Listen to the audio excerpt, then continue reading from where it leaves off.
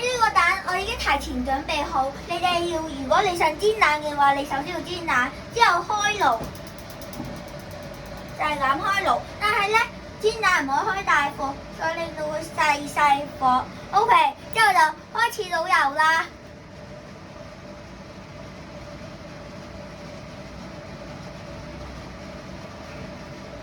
做多咗唔怕啦，倒少過呢個份量就得。之後咧，跟住我1、2、3開始。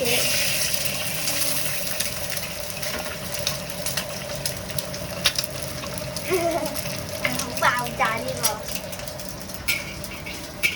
哇！呢個蛋啊整得好靚啊！真係幾靚喎，細火，跟住個皮又脆。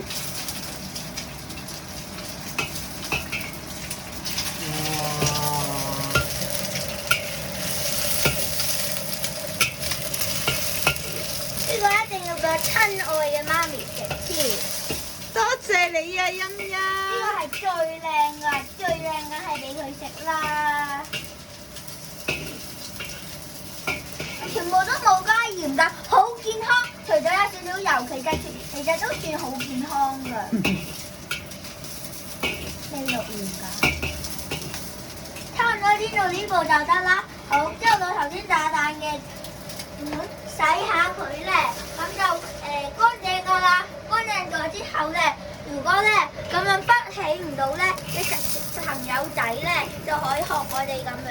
哇，幾好喎！一鏟就得㗎啦，成功！大功告成，跟我過嚟睇下。1、2、3。哇，你我爸爸一人一隻，多謝晒。拜拜。